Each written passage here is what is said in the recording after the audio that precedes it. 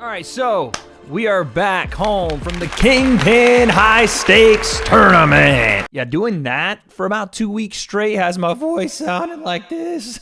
But anyway, we're back, and today's video is no joking matter. In fact, it's a video to try to figure out the severity of what I just saw in the main event of Kingpin High Stakes, and I'm not exactly sure the answer, but Gib versus Austin, it left us with a bitter taste in our mouth. Not because we didn't get to see the rematch, but because of the way it ended. I have my suspicions, and we're going to break this entire fight down. I want to give you exactly what I think happened from start to end and answer the question, what really happened between Austin McBroom and Gib? The breakdown, let's go. All right, so like I said, this was the moment for Austin and Gib to settle all the questions. Coming into this rematch, Austin said, listen, he didn't get the full version of me. I was sick. This time, it's not going to be the case. Gib was saying, look, I have done this to you before. I'm going to do it again. And both guys showed up ready to win this fight. And that showed in the first round. Both guys, patient but present individuals, where Austin, the first time around, was very much front foot heavy, did not respect Gib one iota. I've never understood what the word iota means, but just like a Chase Demore apology after he goes fucking RoboCop and Stevie Knight lays on the ground fucking dead, it doesn't really mean a lot. But like I said, Austin and Gib, a lot of respect in this first round, and Gib came out on the front foot, working his jab, circling away from Austin's power hand, something that, again, gives you more appreciation as to how good Gib is getting with his boxing IQ, never circling to the one weapon that Austin could put him away with, and understanding that circling away from Austin and changing the angle makes Austin reset and fight at Gib's pace. But I will say the first round, Austin had a lot of success too. He was jabbing away, he was being patient, landed some shots here and there, and you could potentially even say that Austin may win this first round, although I do slightly edge it to Gib just based off, again, his pressure and pace forward. Austin's still hanging around the outside. You could go with Austin. That's a completely justifiable round for him if you wanted to give it that way. I tend to slightly lean Gib there, again, just because of the lack of activity. Round two was absolutely Gib's round all the way up until the end, and we'll get to that in a second. But again, another competitive round where both guys were having success, but Gib seemed to turn over a new motor here. And a couple of things in this round specifically started to bother me about what Austin was doing on defense and offense, because while in the first round he was patient, so you didn't get to see a lot of offensively what he had in store, in the second round, you started to see the issues with what was going to be if this fight did go the 5 rounds, in my opinion. It was Austin very much straight up in exchanges where he was patient in round 1, he was in the fire in round 2, and Gib entering range at a lower level, Austin standing straight up, his chin straight up, and swinging his punches from his waist showed me that Austin still had not learned some things from that first fight, and it was just one of the things that I've spoke about with Austin, which is he's not a natural southpaw, so for him to try to let off shots, it feels more comfortable him throwing from his hip with his back hand versus being able to stand and fire that thing off like a natural southpaw would. He's a natural right-handed guy, so his lead hand, oddly enough, becomes his most dangerous weapon. And Gib did a great job here of something we're going to reference in just a little bit, and that was going to the body. Austin remaining so high, especially when Gib would enter range or Austin would try to close it, allowed Gib to barrel his head into Austin's chest and rip the body over and over.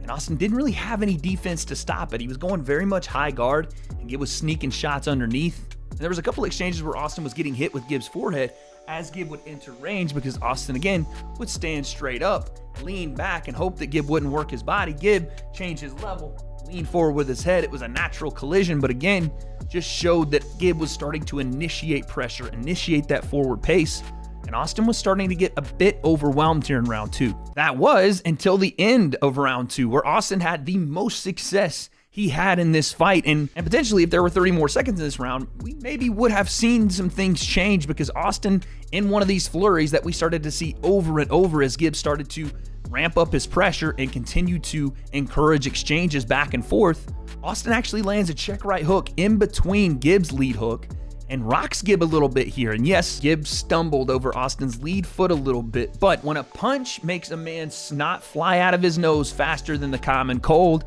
that is a big time shot, and Austin landed a big one here. Gib was absolutely feeling that shot. That was only for the last 10 to 15 seconds the majority of the round, Gib won handily with his forward pressure, with his work to the body, which was a big key as Austin, again, stood straight up and never really got his feet balanced underneath him and really got set. I still give round 2 to Gib. Again, looking back on it, this was a competitive fight and looked like two guys that wanted to be in there. We're going after it. Back-to-back rounds where both guys had success and we're showing a little bit more boxing acumen than we saw in the first fight. But in this third round, not only did his aggression have success, but it was like Austin was fading as Gib was progressing. There was either an issue with Austin's cardio or maybe the fact that Gib was taking so much time to work the body in that second round where Austin was keeping a pretty decent high guard was starting to pay dividends for Gib because this third round, he came out like a man possessed.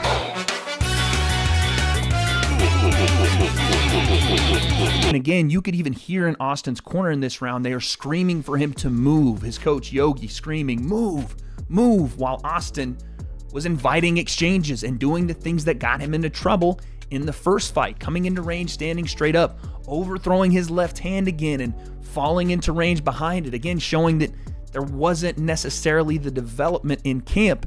Again, it was only 8 weeks, so I don't blame Austin for not being the next level up or super high level after the first fight. He did have a limited time, but you can tell there was still some roughness around the edges. And as he got more tired, this is a massive key, his technique started to dwindle as well. And then we get to that specific ending sequence. Austin throws another left hand that he kind of falls in behind. Gib hits him with a right hand to the body, 2 uppercuts to the body, and Austin is again trying to clinch him and walking Gib backward into the neutral corner. Gib turning Austin over his left shoulder.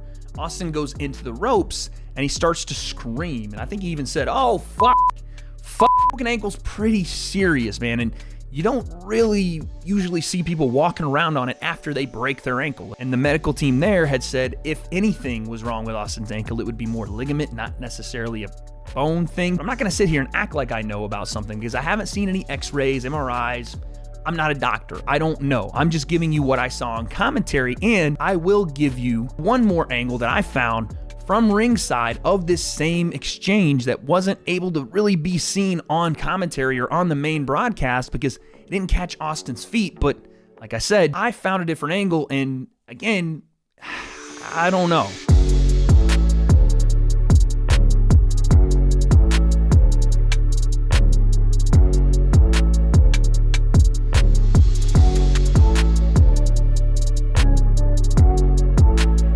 That is kind of why I'm sitting here a little more confused, even watching the footage back and even seeing this separate angle as to what really happened. And this is not a video to question Austin, his injury, his heart, his will to be there. I just got a lot of people asking me, and I don't have the answer. Did Austin sustain an injury here that kept him from continuing? I don't know. Did Austin quit? I don't know. These are the only 2 things I can come up with, though. Either something real happened with his foot here that we're going to find out about, and again, if that's the case, that fucking sucks. I hate that for Austin because I know he put in a ton of work to get back to this position, and have something like that happen to him has to be devastating. But if it didn't, and this was his way of, again, finding a way out of this fight, I could also understand that too, because as Gib was starting to ramp up that gas tank and his momentum was starting to build, it didn't look like things were going to get better for Austin in rounds 4 or 5. And potentially in this third round, he had that realization. What happened in this fight? What happens going forward in the Kingpin tournament? I have my suspicions, but don't necessarily have those answers. So, guess we'll find out.